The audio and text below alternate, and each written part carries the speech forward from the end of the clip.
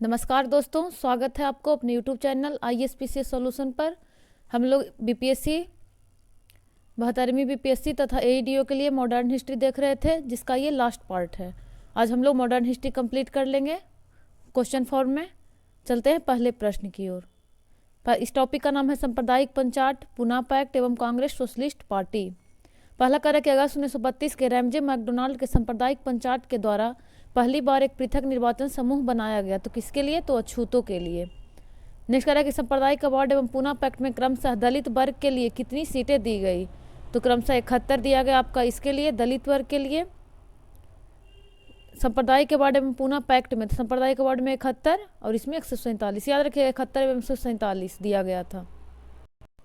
Next कह रहा है कि पूना समझौता का उद्देश्य था। तो इसका क्या उद्देश्य था? इसका उद्देश्य था कि दलित वर्गों को प्रतिनिधित्व देना। कांग्रेस सोशलिस्ट पार्टी की पहली बैठक कहाँ हुई थी? तो ये पटना में हुई थी। कांग्रेस सोशलिस्ट पार्टी की पहली बैठक पटना में कब हुआ? तो ये 1934 में। 1934 में कांग्रेस सोशलिस्ट पार्टी की स्थापना की गई थी। तो किसके द्वारा? तो जयप्रकाश नारायण और आचार्य नरेंद्र देव। जयप्रकाश नारायण इस पार्टी से जुड़े थे, कांग्रेस सोशलिस्ट पार्टी से जुड़े हुए थे। बिहार सोशलिस्ट पार्टी के संस्थापक थे तो जयप्रकाश नारायण। बिहार सोशलिस्ट पार्टी के भी थे और कांग्रेस सोशलिस्ट पार्टी के भी थे। बिहार समाजवादी पार्टी ईस्वी सन 1931 का गठन इन्होंने किया था। तो फूलन प्रसाद वर्मा और जयप्रकाश नारायण। लोकनायक के नाम से किसे जाना जाता है? तो जयप्रकाश नारायण को। जयप्रकाश नारायण को कौन सी उपाधि दी गई? तो लोकनायक। जयप्रकाश दिवस मनाया जाता है तो अप्रैल 1946 में। नेक्स्ट टॉपिक है प्रांतीय चुनाव, त्रिपुरी संकट और पाकिस्तान की मांग। तो पहला प्रश्न है कि प्रांतीय सरकारों का गठन इस अधिनियम के तहत किया गया। तो 1935 के अधिनियम के तहत प्रांतीय सरकारों का गठन किया गया था। अपनी किस कार्यकारिणी कमेटी में कांग्रेस ने भू स्वामित्व को समाप्त करने की नीति अपनाई? तो कार्यकारिणी कमेटी 1937 में। 1938 में भारतीय राष्ट्रीय कांग्रेस के अध्यक्ष निर्वाचित हुए तो सुभाष चंद्र बोस। कहाँ इसकी अध्यक्षता हुई थी ये भी बताइएगा कमेंट में। इसमें आप कहा जाएगा 1937, 1938 और 1939। तीनों को लगातार याद रखने का ट्रिक याद करिएगा, पूरा और पूरी। 37 में हुआ था फैजपुर में, 38 में हुआ था हरिपुरा में, 39 में हुआ था त्रिपुरी में। तो इसमें 38 पूछा था तो 38 का क्या हो जाएगा? हरिपुरा। 1927 की बटलर कमेटी का उद्देश्य था। तो इसका उद्देश्य था भारत सरकार तथा देशी राज्यों के मध्य संबंधों को सुधारना। Butler committee. All India state people conference का गठन कब हुआ था? तो 1927 में। द्वितीय विश्व युद्ध के समय ब्रिटेन का प्रधानमंत्री कौन थे? तो विंस्टन चर्चिल। पाकिस्तान के अलग राज्य आंदोलन का नेतृत्व किसने किया? तो किए थे मोहम्मद अली जिन्ना ने। इसी पाकिस्तान का निर्माता भी कहा जाता है। नाउ और नेवर पैम्पलेट किसने लिखा? तो ये लिखा था रहमत अली। मुस्लिम लीग द्वारा पाकिस्तान की स्थापना की मांग करने वाला प्रस्ताव पारित किया गया वर्ष 1940 में पारित किया गया था। अलग मांग, पाकिस्तान की स्थापना का मांग करने वाला प्रस्ताव। नेक्स्ट टॉपिक है व्यक्तिगत सत्याग्रह एवं क्रिप्स मिशन। पहला प्रश्न कह रहा है कि महात्मा गांधी द्वारा 1940 में प्रारंभ किए गए व्यक्तिगत सत्याग्रह के तीसरे सत्याग्रही कौन थे? तो तीसरे थे ब्रह्मदत्त। पहला भी पूछ सकता है तो पहला थे विनोबा भावे। विनोबा भावे। दूसरा में कौन थे? तो जवाहरलाल नेहरू। और तीसरा थे ब्रह्मदत्त। दूसरा प्रश्न है कि व्यक्तिगत सत्याग्रह आंदोलन के प्रथम सत्याग्रही कौन थे? तो प्रथम हम लोग देख चुके हैं विनोबा भावे। व्यक्तिगत सत्याग्रह किसने आरंभ किया? तो ये किए थे विनोबा भावे। 1940 में विनोबा भावे ने व्यक्तिगत सत्याग्रह चालू किया तो पवनार महाराष्ट्र से। सर्वोदय शब्द का प्रयोग सर्वप्रथम किसने किया था? तो ये किए थे महात्मा गांधी। और अगर ये स्वराज पूछेगा तो ये भी पूछ सकता है, दोनों में बहुत कन्फ्यूजन हो जाता है। तो जब स्वराज पूछेगा तो हो जाएगा दयानंद सरस्वती, और जब सर्वोदय पूछेगा तो महात्मा गांधी। किसकी दृष्टि में क्रिप्स प्रस्ताव एक टूटते हुए बैंक के नाम एक उत्तर दिनांकित चेक था? तो महात्मा गांधी की दृष्टि से। सर स्टेफर्ड क्रिप्स दिल्ली पहुंचे थे तो मार्च 1942 में। नेक्स्ट टॉपिक है भारत छोड़ो आंदोलन। पहला कह रहा है कि 6 जुलाई 1942 को वर्धा में महात्मा गांधी जी ने कांग्रेस की कार्यकारिणी समिति में अपने भारत छोड़ो आंदोलन की चर्चा की। तब उस समिति के अध्यक्ष थे, तो उस समय समिति के अध्यक्ष थे मौलाना अबुल कलाम आज़ाद। भारत छोड़ो आंदोलन कब प्रारंभ हुआ? तो 9 अगस्त 1942 को ग्वालियर टैंक मैदान से। करो या मरो का संबंध किस आंदोलन से है? तो भारत छोड़ो आंदोलन से। बलदेव सहाय ने महाधिवक्ता के पद से त्यागपत्र दिया। तो 1942 में भारत छोड़ो आंदोलन के समय भारत छोड़ो आंदोलन का नेतृत्व किया था। तो ऐसे किसी ने नहीं किया था, लेकिन अगर ऑप्शन में किसी को चुनना ही पड़े तो महात्मा गांधी होगा ऑप्शन के अकॉर्डिंग। क्योंकि इसमें समय क्या हुआ था कि इसके समय 0 आवर चलाकर सारे जितने भी बड़े बड़े लीडर थे सबको गिरफ्तार कर लिया गया था, इसलिए किसी एक व्यक्ति के नेतृत्व नहीं था। लेकिन इसमें ऑप्शन महात्मा गांधी को सिलेक्ट करना था, इसलिए इसको मान लिया था बीपीएससी। भारत छोड़ो आंदोलन के दौरान खुफिया रेडियो प्रारंभ किया था, बहुत इंपॉर्टेंट है, उषा मेहता चलाती थी खुफिया रेडियो।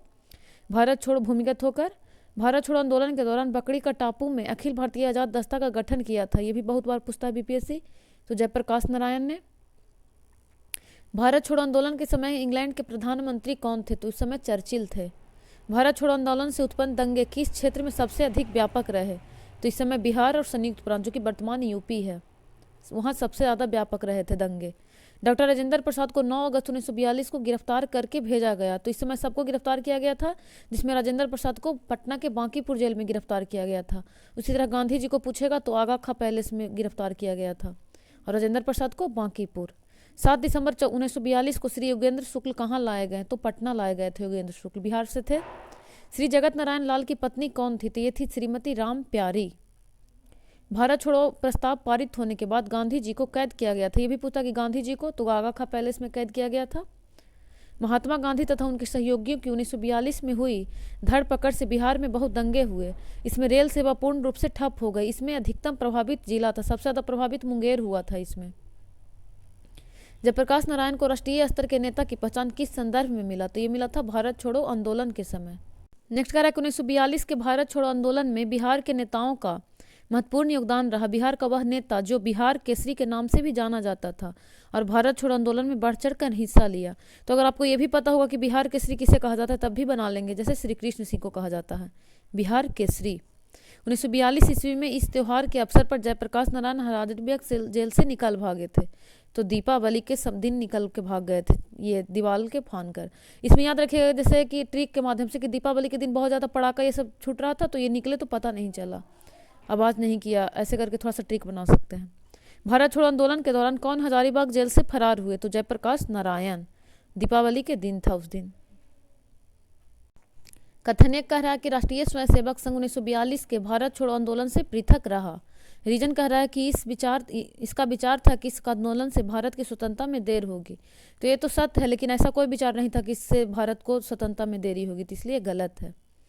नेक्स्ट टॉपिक है सुभाष चंद्र बोस और आज़ाद हिंद फौज। फॉरवर्ड ब्लॉक की स्थापना किसने किया था, तो ये सुभाष चंद्र बोस ने किया था। हुआ क्या था कि 1939 में त्रिपुरी संकट में क्या हुआ था कि सुभाष चंद्र बोस को अध्यक्ष चुना गया था त्रिपुरी में 1939 में, सॉरी। इसमें क्या होता है कि गांधी जी के एक तरफ रहते हैं गांधी जी का प्रतिनिधि पटाभी सीतारमैया और दूसरे तरफ सुभाष चंद्र बोस रहते हैं वर्सेस में। सुभाष चंद्र बोस जीत जाते हैं और ये हार जाता है, लेकिन गांधी जी के विरोध के बाद ये इस्तीफा दे देते हैं कांग्रेस से और इन्होंने फॉरवर्ड ब्लॉक की स्थापना करते हैं 1939 में सुभाष चंद्र बोस। नेक्स्ट कह रहा है कि सुभाष चंद्र बोस के नाम से पहले सम्मान सूचक नेताजी किस शब्द में जोड़ा गया था, तो ये जोड़ा गया था जर्मनी में हिटलर द्वारा। फॉरवर्ड ब्लॉक किसके द्वारा स्थापित किया गया था, तो सुभाष चंद्र बोस के द्वारा। आईए ने किसके दिमाग की उपज थी और किसने इसकी स्थापना की, तो मोहन सिंह भाकना और मोहन सिंह ने किया था। भारतीय राष्ट्रीय सेना आईएनए की स्थापना किस वर्ष में हुई, तो ये हुआ था 1942 में। 1943 में आज़ाद हिंद फौज अस्तित्व में आया, तो तत्कालीन मलय या मलाया ऐसे कर सकते हैं ऑप्शन के according. Akhil Bharatiya forward block की स्थापना के लिए सुभाष चंद्र बोस से जुड़े और आईएनए आंदोलन के साथ भी जुड़े रहे थे, ये थे सिलभद्र याजी। सुभाष चंद्र बोस ने निकोबार द्वीप को नया नाम दिया, तो ये दिए थे स्वराज द्वीप। इसमें क्या था कि अंडमान को शहीद और निकोबार को स्वराज द्वीप, ये पूछा था बीपीएससी। 45-46 में दिल्ली में हुए आईएनए के मुकदमे के पक्ष में पेश हुए वकील थे, तो ये थे भूलाभाई देसाई। इलाहाबाद में संपन्न कांग्रेस कार्यकारिणी समिति की बैठक में सदस्यों में से एक सदस्य जो भारत के नाजीवाद, फांसीवाद और साम्राज्यवाद विरोधी निश्चित रुख के कारण जापान के विरुद्ध गुरिल्ला युद्ध की अपनी योजना के पक्ष में बहुमत जुटाने में सक्षम हुए, वे थे जवाहरलाल नेहरू। इसको एक बार आप पढ़ लीजिएगा रुक कर। नेक्स्ट टॉपिक है कैबिनेट मिशन, अंतरिम सरकार और भारत की स्वतंत्रता। पहला कह रहा है कि कैबिनेट मिशन की अध्यक्षता किसके द्वारा की गई, तो सर पी लॉरेंस के द्वारा किया गया था। ये कैबिनेट मिशन का हिस्सा नहीं थे, तो इसमें जे एंड्रयू नहीं थे। इसके कौन कौन थे, तो sir Stafford Cripps, Lord Pethick Lawrence और एवी अलेक्जेंडर, 3 व्यक्ति थे कैबिनेट मिशन का हिस्सा। जे एंड्रयू नहीं थे। ये कैबिनेट मिशन के सदस्य नहीं थे, तो बेबल भी नहीं थे। ये 1946 ईस्वी में भारत भेजे गए कैबिनेट मिशन के एक सदस्य नहीं थे, तो मैकडोनाल्ड भी नहीं थे। 3 सदस्य हम लोग देख लिए, स्टेपर्ड क्रिप्स, लॉर्ड पैथिक लॉरेंस और एवी अलेक्जेंडर, वही तीनों थे। इसके अलावा अगर कुछ भी रहे तो नन ऑफ द एबव हो जाएगा। नेक्स्ट कह रहा है कि कैबिनेट मिशन भारत में आया फरवरी 42, मार्च 42, अप्रैल 42 या मई 42। तो इसमें नन ऑफ द एबव हो जाएगा क्योंकि मार्च 46 में आया था, न कि 42। 1947 में भारत और पाकिस्तान के बीच अंतर्राष्ट्रीय सीमाओं को रेखांकित करने के लिए गठित 2 सीमा आयोगों के नेतृत्व किया था। तो इसका नेतृत्व किए थे सिरिल रेडक्लिफ ने, इसलिए इसका नाम भी पड़ गया था रेडक्लिफ रेखा, जो भारत और पाकिस्तान के बीच है। यहाँ पे फिर है और बांग्लादेश के बीच है, जो कि उस समय पूर्वी पाकिस्तान हुआ करता था। तो इसका नाम है रेडक्लिफ रेखा, जो कि सिरिल रेडक्लिफ के द्वारा निर्धारित किया गया था। कैबिनेट मिशन को भारत भेजा गया तो सत्ता हस्तांतरण के लिए एक संवैधानिक व्यवस्था तैयार करने हेतु।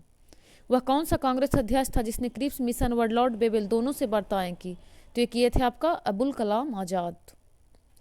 राष्ट्रीय अंतरिम सरकार में रियासतों का विभाग किसे दिया गया था? तो ये दिया गया था सरदार वल्लभ भाई पटेल को, रियासतों का विभाग। राज्य विभाग की स्थापना किसकी अध्यक्षता में की गई? तो सरदार पटेल। 1946 में बनी अंतरिम सरकार में डॉक्टर राजेंद्र प्रसाद के पास कौन सा विभाग था? तो इनके पास था खाद्य एवं कृषि। वित्त मंत्री कौन थे? तो उस समय थे लियाकत अली खां अंतरिम सरकार में। ये दोनों बहुत पूछता है, वित्त मंत्री लियाकत अली खां, अंतरिम सरकार में डॉक्टर राजेंद्र प्रसाद तो खाद्य एवं कृषि। एक पूछता है रक्षा मंत्री, तो रक्षा मंत्री कौन थे? बलदेव देव सिंह। जिसके पास बल रहेगा वही तो रक्षा करेगा, तो रक्षा मंत्री बलदेव सिंह। श्रम विभाग, तो ये भी पूछता है, श्रम विभाग था जगजीवन राम के पास। सन 1947 के भारतीय राष्ट्रीय कांग्रेस के दिल्ली अधिवेशन की अध्यक्षता की थी, तो ये किए थे जेबी कृपलानी। ये भी पूछेगा कि 47 में आज़ादी के समय कौन अध्यक्ष थे? तो जेबी कृपलानी। और 1950 में कौन थे? तो पट्टाभी सीतारमैया, जब ये संविधान लागू हुआ था। स्वतंत्र भारत का अंतिम गवर्नर जनरल कौन था? तो ये था सी राजगोपालाचारी। स्वतंत्र भारत के पहले भारतीय गवर्नर जनरल पूछे तब भी राजगोपालाचारी, और स्वतंत्र भारत का अंतिम गवर्नर जनरल पूछे तब भी राजगोपालाचारी।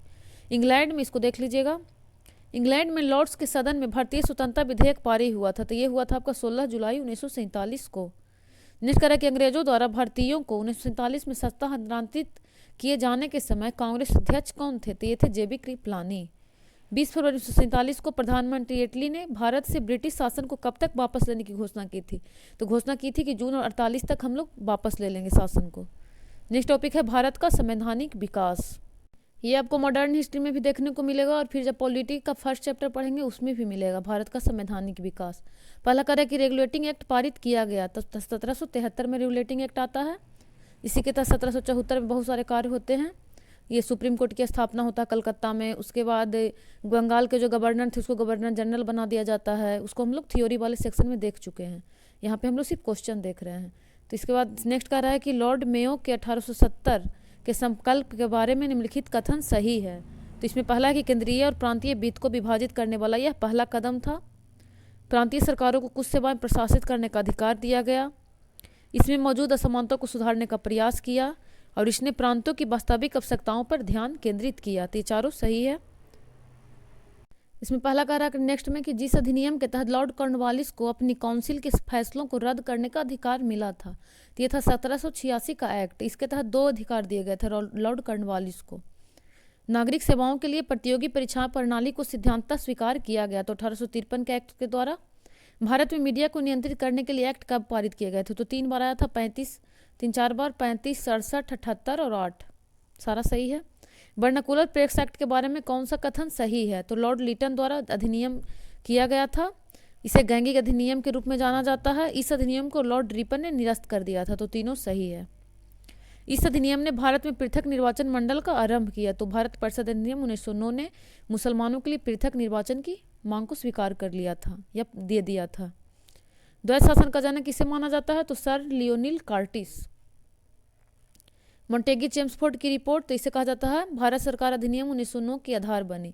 और ये जो था 1909, इसे कहा जाता था मार्ले मिंटो सुधार या मार्ले मिंटो अधिनियम। और ये था मोंटेगी चेम्सफोर्ड। इस समय क्या था कि चेम्सफोर्ड जो थे, ये मोंटेगी जो था भारत सचिव था, भारत सचिव, और चेम्सफोर्ड जो थे वाइसराय थे। उसी तरह मार्ले मिंटो में भी था, मार्ले जो था वो भारत सचिव था और मिंटो उस समय का वाइसराय था। इसलिए इस अधिनियम को ही नाम पड़ जाता है मार्ले मिंटो, मोंटेगी चेम्सफोर्ड। नेक्स्ट है कि 1919 का में जब मोंटेगी चेम्सफोर्ड अधिनियम पास हुआ था तब इंग्लैंड के प्रधानमंत्री कौन थे? तो इस समय थे लॉयड जॉर्ज। भारतीय उच्चायुक्त के पद का सृजन किस अधिनियम से हुआ? तो ये हुआ था भारत सरकार अधिनियम 1919 के द्वारा। भारत सरकार अधिनियम 1935 ने समाप्त की प्रांतीय द्वैत शासन को। इसमें प्रांत 1919 में जो प्रांत में द्वैत शासन आया था 1935 के द्वारा उसे समाप्त कर दिया जाता है और केंद्र में द्वैत शासन की प्रारंभ होती है। किस अधिनियम के बारे में जवाहरलाल नेहरू ने कहा था कि हमें एक ऐसी कार दी गई थी जिसमें सब ब्रेक थे किंतु इंजन ही नहीं था, तो 1935 के अधिनियम के बारे में कहे थे। ब्रिटिश शासनकाल में संविधान के विकास में कौन सा कानून ऐतिहासिक नहीं था, तो 1955 नाम का कोई एक्ट नहीं आया था, इसलिए नहीं था। नेक्स्ट टॉपिक विविध है। इसमें पहला प्रश्न कह रहा है कि रजनी पाम दत्त ने कहा कि वे साम्राज्यवाद से लड़ते भी थे और सहयोग भी करते थे। उन्होंने किस राजनीतिक गठबंधन के बारे में यह कहा था, तो ये कहे थे भारतीय राष्ट्रीय कांग्रेस के बारे में। ये भी पूछ सकता था कि किसने कहा था, तो रजनी पाम दत्त ने, कि वे साम्राज्यवाद से लड़ते भी थे और सहयोग भी करते थे। Indian national Congress. New lamp for old lake श्रृंखला 93 से 94 में सर्वहारा वर्ग के साथ संपर्क से बाहर होने के लिए कांग्रेस की आलोचना की गई थी। इन लेखों का लेखक कौन थे? न्यू लैंप फॉर ओल्ड, इसको लिखे थे अरविंद घोष ने। किसने कहा जब तक यह तीसरी शक्ति अथवा इंग्लैंड यहाँ है हमारे सांप्रदायिक मतभेद हमें परेशान करते रहेंगे, तो यह कथन है महात्मा गांधी का। नेक्स्ट कह रहा है कि एक अच्छे यूरोपीय पुस्तकालय की एक अलमारी भारत तथा अरब के संपूर्ण साहित्य से अधिक मूल्यवान है, यह किसने कहा था? तो यह कहा था टीबी मैकाले ने। मैकाले का कथन ये एनसीईआरटी में भी दिया हुआ है कि एक अच्छे यूरोपीय पुस्तकालय की एक अलमारी भारत तथा अरब के संपूर्ण साहित्य से अधिक मूल्यवान है।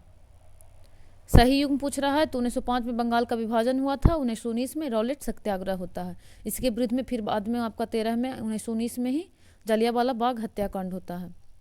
कौन से प्रसिद्ध भारतीय गुरुदेव के नाम से जाने जाते हैं? तो कौन जाने जाते हैं? तो रविंद्रनाथ टैगोर। रविंद्रनाथ ठाकुर भी इन्हीं को कहा जाता है और टैगोर भी इन्हीं को कहा जाता है। जय जवान जय किसान का नारा किसने दिया था? तो ये दिए थे लाल बहादुर शास्त्री। और इसमें जय किसान जय जवान जय किसान जय विज्ञान कौन बोले थे? तो अटल बिहारी वाजपेयी। अगर किसान रहे सिर्फ तो लाल बहादुर शास्त्री। वे समाजवाद के समर्थक थे और 1933 के में ब्रिटिश शासन देसी राज्यों जमींदारवाद और पूंजीवाद को उखाड़ फेंकना चाहते थे। तो ये कहे थे जवाहरलाल नेहरू के बारे में कहा जा रहा है कि वे समाजवाद के समर्थक थे और 33 में ब्रिटिश शासन देसी राज्यों जमींदारवाद और पूंजीवाद को उखाड़ फेंकना चाहते थे। साराबंदी आंदोलन 1922 किसके नेतृत्व में प्रारंभ हुआ? तो सरदार वल्लभ भाई पटेल के नेतृत्व में। भारतीय राजनीति में 1947 के बाद किस महिला ने सर्वाधिक योगदान दिया? तो अरुणा अशरफ अली ने। घटनाओं का सही क्रम पूछ रहा है, तो सूरत विभाजन 1907 में हुआ था। मार्ले मिंटो सुधार 1909 में आया था, जिसे भारत शासन अधिनियम 1909 कहा जाता था। होम रूल आंदोलन 1916, खेड़ा 18। इसको क्रम पूछ रहा था, तो 7 फिर 9 फिर 16 फिर 18।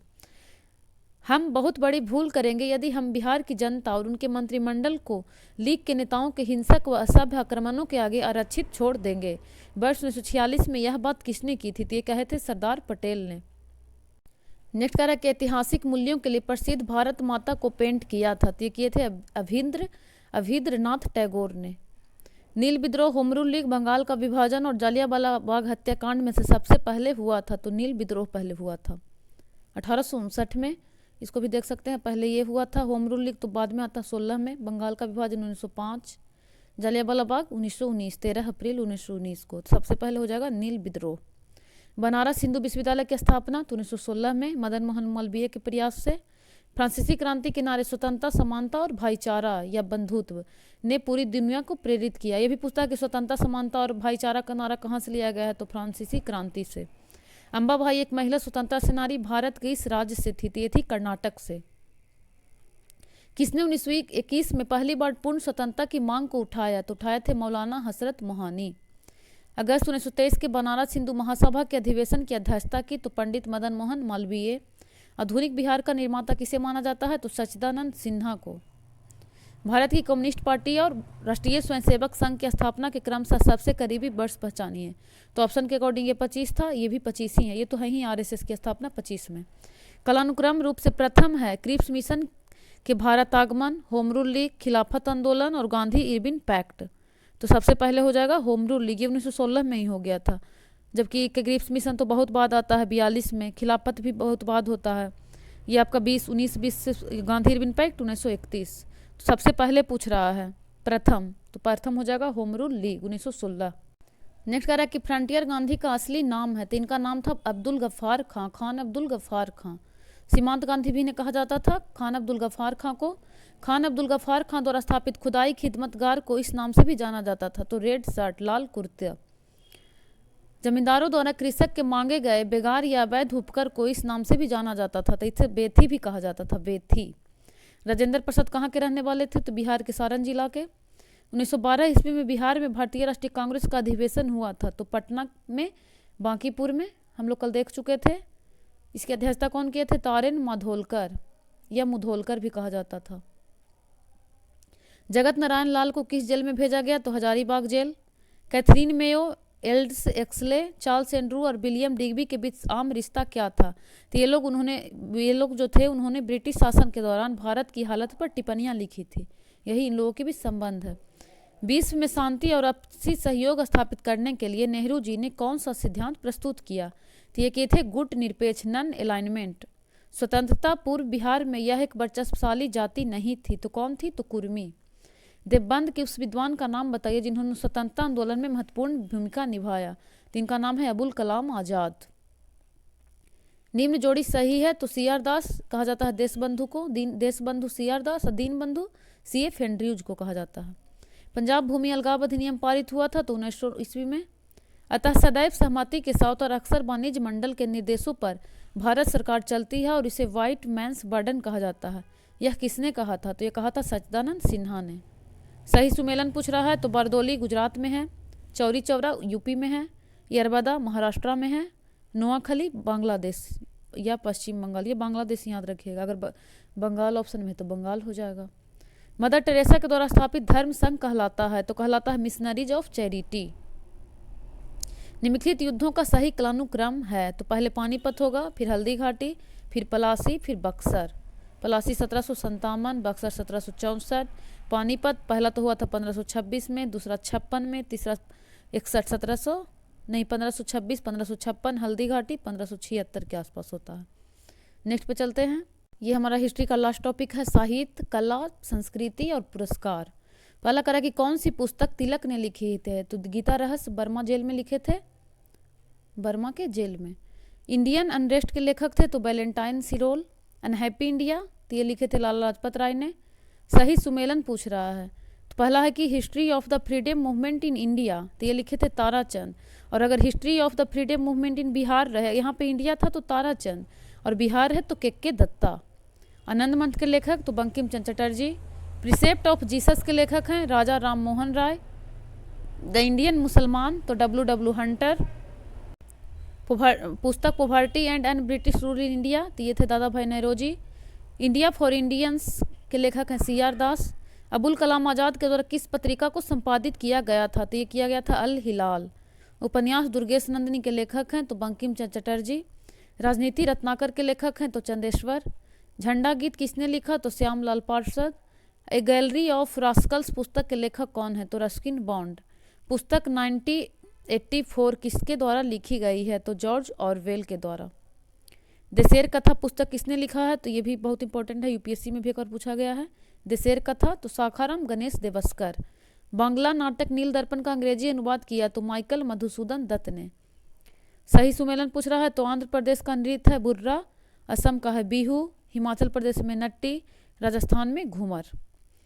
यह युग्म गलत है, तो MS सुब्बुलक्ष्मी बांसुरी, ये गलत है।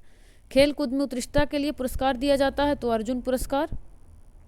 इस विदेशी नागरिक को भारत रत्न प्रदान किया गया है तो नेल्सन मंडेला और एक खान अब्दुल गफ्फार खां, दो ही लोगों को मिला है। इनको 1990 में मिला था नेल्सन मंडेला को। खुशवंत सिंह, अरुण शौरी, धर्मवीर भारती और कमलेश्वर में से मैग्सेस पुरस्कार प्राप्त करने वाले पत्रकार हैं तो अरुण शौरी को मिला है। करेंट से ये सब अपडेटेड है।